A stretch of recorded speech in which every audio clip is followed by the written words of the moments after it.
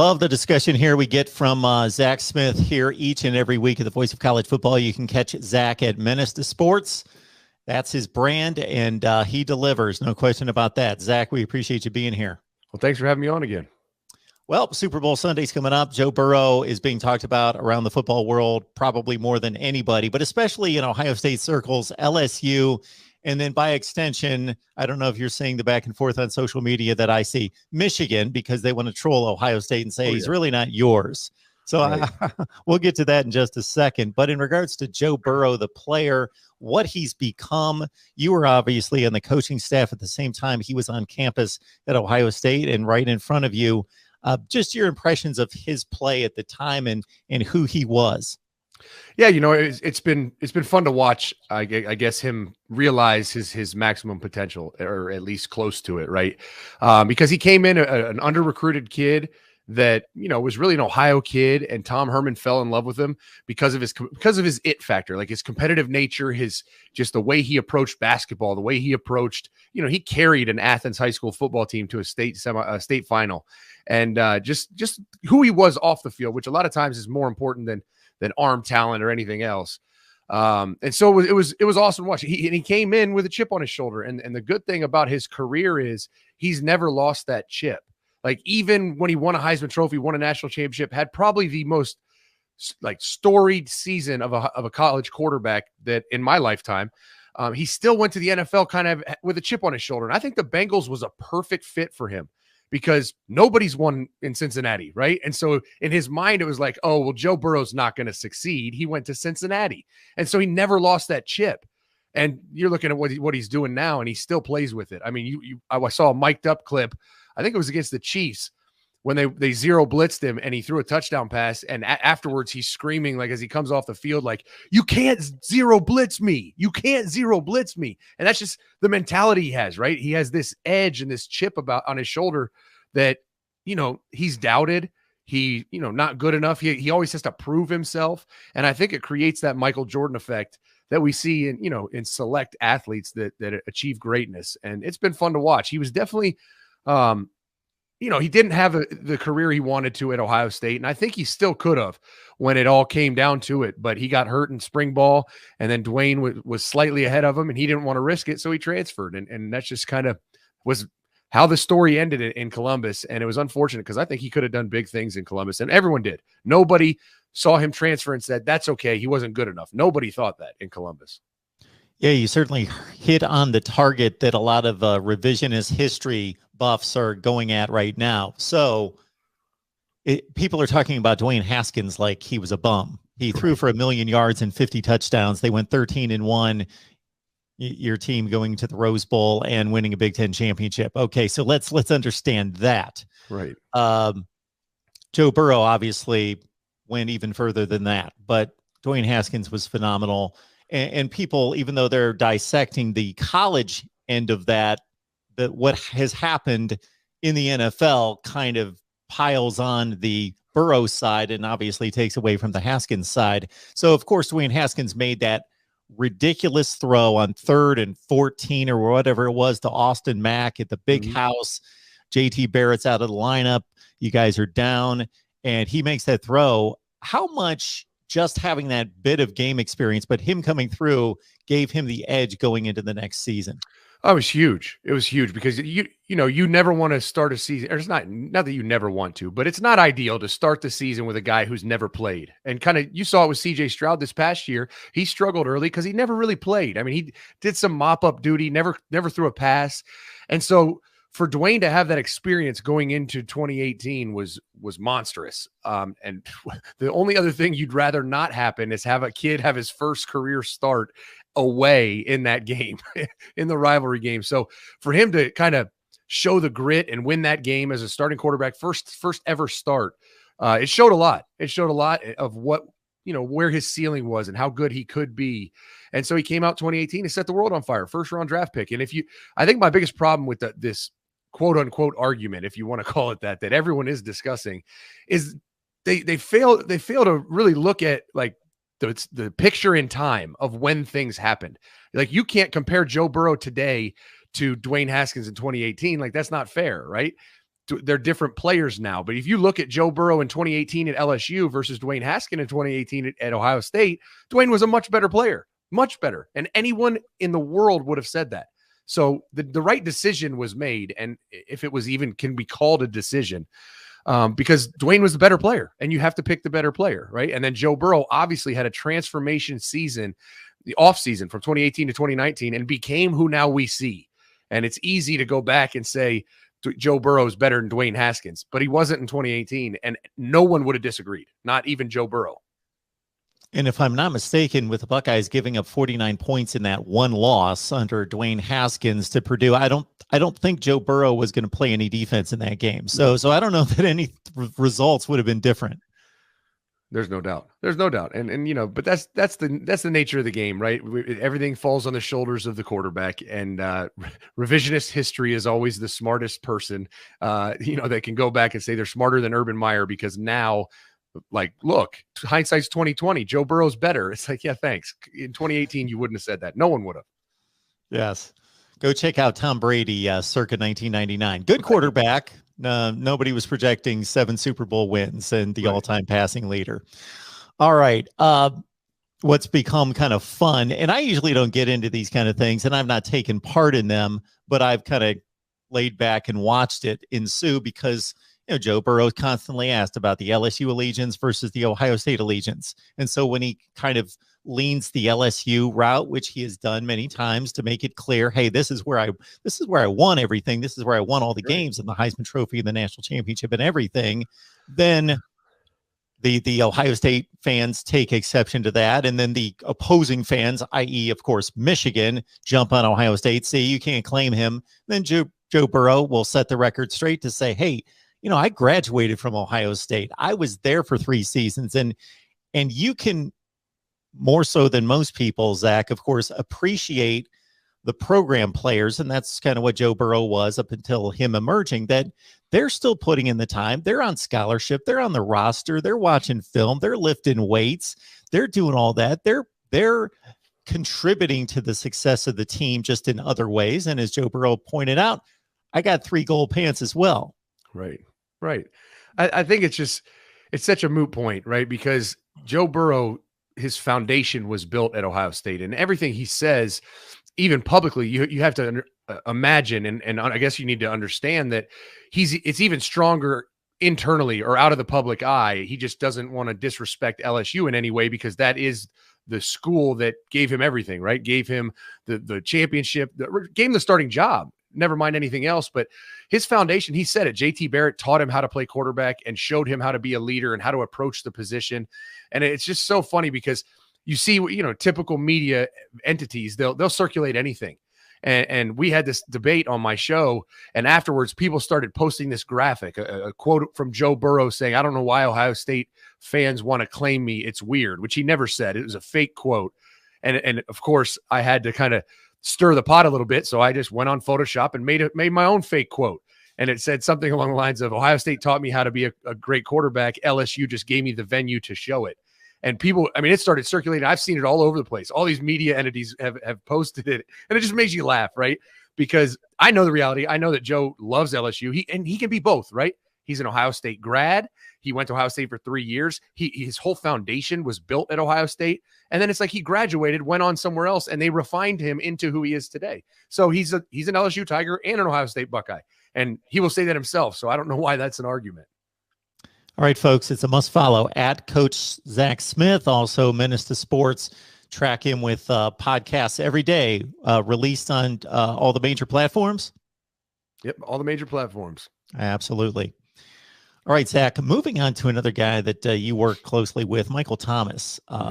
In the Sports Reference, man, 1.5 years ago seems like an eternity, but this guy was eclipsing any NFL record about, first to this many catches or that many catches or best 3-year start for a wide receiver, just going crazy with the Saints. Hurts his ankle in the 2020 season and hasn't been back on the field.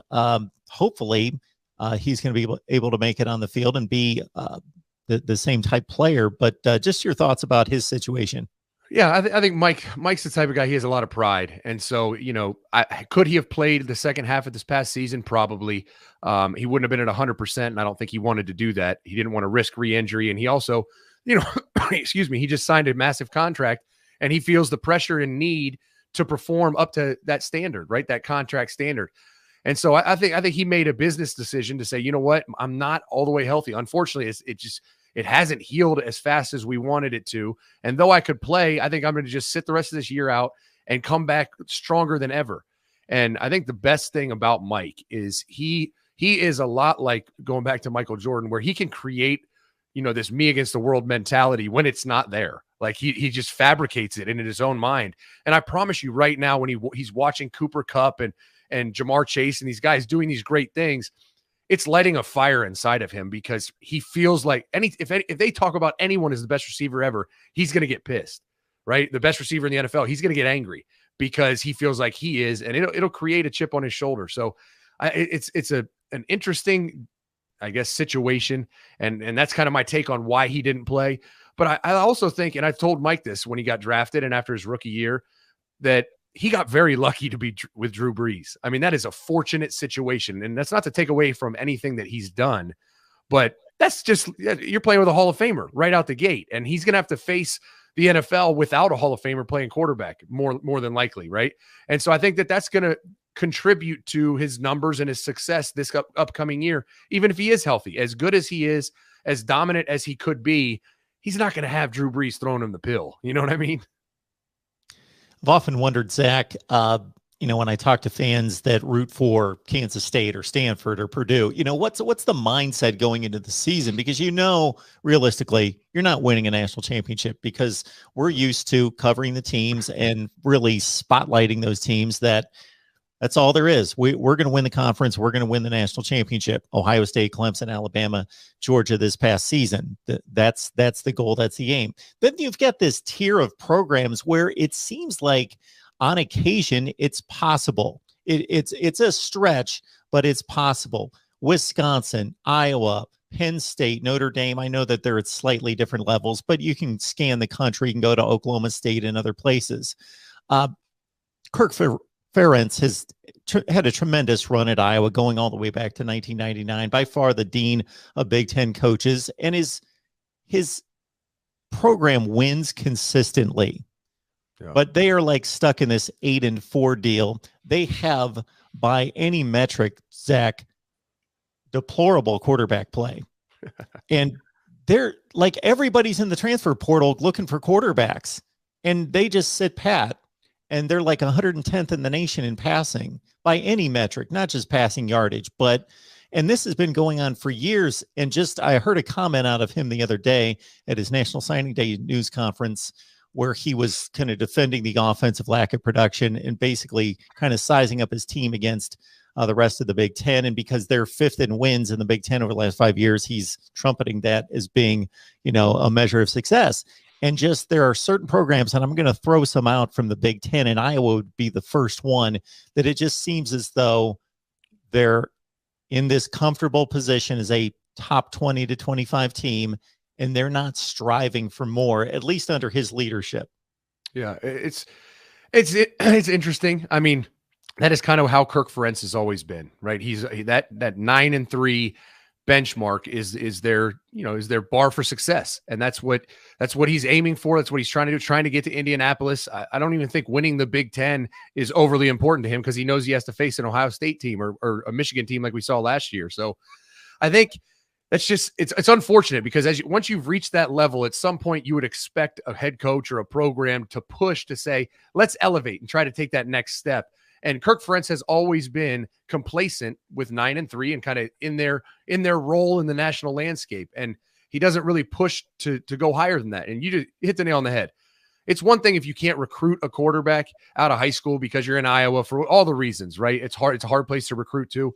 You certainly, nowadays with NIL and the transfer portal, you could get a deal put together for a transfer quarterback in a minute. And that's what I was missing as a quarterback, maybe some offensive skill. Everything else, they've been solid. I mean, year in, year out, run game, offensive line, defense, everything. They're just a couple skill kids and a decent quarterback away from making a push to maybe beating Ohio State and winning a Big Ten, or even flirting with the playoffs. They haven't even been close to flirting.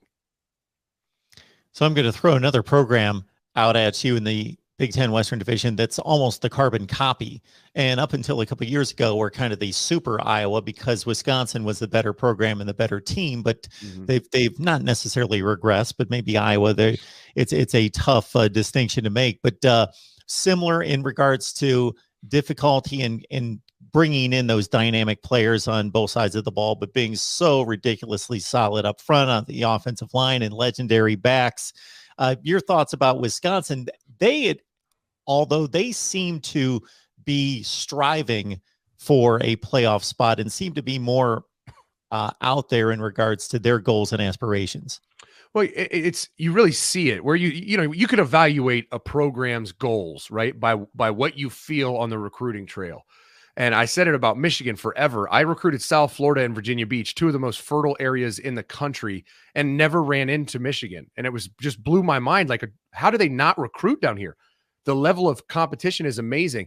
And to apply that point to this conversation, I don't know if I ever saw Iowa, 7 years at Ohio State. I don't think I ever saw Iowa in a high school ever when I was there. And, maybe it's just, fortunate or unfortunate that just wrong timing and I just wasn't there at the right time. But over 7 years, I've seen just about every school and I never saw Iowa. But I did see Wisconsin. Wisconsin was down in South Florida. They were recruiting those types of athletes, trying to get what they needed, those tools, those bullets, that ammunition to compete with Ohio State. So you felt their program pushing for it. Now, who knows if they'll ever get there on that level, but they're trying. And that's what's so mind-blowing about Iowa is they just recruit Iowa. I mean, they recruit kind of regionally. You're never going to see them in Texas or California talking to a kid because they're in their mind, we're Iowa. We can't go get a kid there. And so that's kind of the difference between Wisconsin and Iowa. And you said it best. Wisconsin's kind of like the Iowa on steroids, right? They have a similar regional footprint where they can go get linemen, those big linemen, and you can always get a back to come to Wisconsin because you're going to hand it to them 35 times a game. But Wisconsin's push to get skill kids. I mean, Danny Davis out of Ohio was a skill kid that he was close to an offer for Ohio State, and they snagged him before I could get him to camp, and he ended up being a pretty good player. So Wisconsin does push that.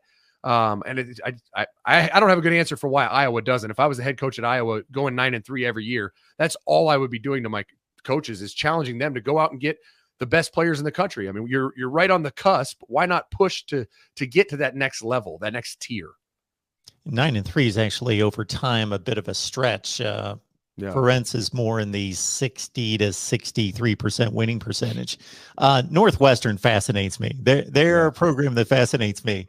Pat Fitzgerald's a tremendous coach. It would be interesting with these guys that are able to elevate these kind of programs, like a Bill Snyder way back in the day at Kansas State. You wonder if they had the talent, if they went somewhere else, could they win big? Because Pat Fitzgerald obviously has a lot of limitations in regards to recruiting footprint, the academics, but when they cycle up, they put those really nitty gritty type techniques, fundamental sound teams together and give everybody fits. But when they cycle down, it's brutal to watch. Yeah, it is. It's so cool to watch how he builds a program. Because it's like every 3-4 years when he gets that, a young team becomes a veteran team and all of a sudden Northwestern's relevant in the Big Ten. And the year after it is like a complete implosion. All those older guys leave and it's back to having young guys and they're just absolutely terrible. I've always joked that the easiest bet to win in Vegas is the under win total on Northwestern after they have a great year because it's almost 100%. They go to the Big Ten championship game, just bet the under. Because the next year, the whole program is in shambles as he rebuilds up another roster, and it's just the way he does things, right? And he's never going to leave Northwestern. That is, he will be, the whole place will be named after him eventually because he's done an outstanding job in a Hearts place, and he does it kind of like a high school program. He builds from a bottom foundation of young kids. They go through the program, and by the time they're fifth year seniors, that team's pretty salty and pretty good. And so I don't know what he would do if you gave him the keys to Ohio State. You have to build the roster differently than he does at Northwestern. So I don't know how successful he'd be, but he's a phenomenal football coach, and he certainly knows how to have success at that level at that school. And, it's not going to be consistent, but every now and then they're going to have a year that Northwestern alums can be proud of, right? They win the Big Ten West and go play Ohio State for the Big Ten championship. How happy, what's a higher ceiling for Northwestern? Like they're not going to go much higher than that. So for that to happen every 4 years or so is really awesome. Yeah, and they've got a puncher's chance in that game. Of course, it hasn't worked out for them, but they were within like 24-21 in the second half of that 18 game, and then they had a halftime lead in the 2020 Big Ten Championship game. We got Zach Smith on the line. You got his Twitter handle right there, Coach Zach Smith, and also at Menace to Sports. And it's also interesting to note, I did a review of AP preseason and postseason top 25s, and Northwestern was the team that is never put in the preseason top 25. Never. Now they finished there 5, 6, 7 times, whatever it is under Pat Fitzgerald, but they never get the nod preseason. Right. Because you just have that image in your head of like the Northwestern team we saw this past year, and you're like, no way, Northwestern's not any good. It's an afterthought, right? And we played them. I mean, we played them at Northwestern. I think it was 2012, maybe 13, and the score didn't indicate how tough the game was. I think we had a touchdown last second on defense. Was that the infamous, bad beat? Yeah, right. The throw around, and then I think Joey Bosa was landed on the ball in the end zone. But I mean, it took everything to beat them, right? And we're Ohio State. Like we have every player we have is better than they have, but we needed to block a punt and do all kinds of stuff to beat them. So it's just, there's something about it though. You go to Northwestern, it's not a very, not a cool stadium, not an overly large crowd. They grow the grass really long, so your kids feel slow. I mean, they got a hell of a system going there. And it's just awesome. It's awesome for college football to have those stories in those unique places. Zach, Penn State, James Franklin just got offered and extended a ton of money. He's 11-11 the last 2 years. They're recruiting out of their minds. They're almost keeping up with Ohio State. He continues to get, and this last class was arguably his best. Where do you place them in the pantheon of college football? Well, I mean, Penn State to me, I always told, like, whenever I had, when you're recruiting someone, you always have conversations with the head coach if he goes somewhere else. Like, why did he go there? And Urban Meyer and I had a conversation about a couple different receivers that went there, and I made the statement to him that he didn't really like that I said it at the time, but over the next couple years, he believed it. Was, if you're recruiting a kid that goes to Penn State over Ohio State, you didn't want that kid anyways. Because Penn State and what James Franklin does, it is all like, it's all recruiting show, right? It's all playing cornhole, having cookouts, hanging out. They're a cool staff. They're laid back. It's like, that's great. I mean, that's awesome that they're cool and laid back. That doesn't win football games, and it doesn't develop players. And so what you've seen is they recruit really well. They get recruits at a high level, but they're just not a developmental program. They don't develop guys. They don't coach hard. And that's why they end up, losing a game they shouldn't lose every year. Or like you said, 11-11 in the last 2 years is just like, holy cow, like you'd be fired anywhere else, but for somehow James Franklin gets extended.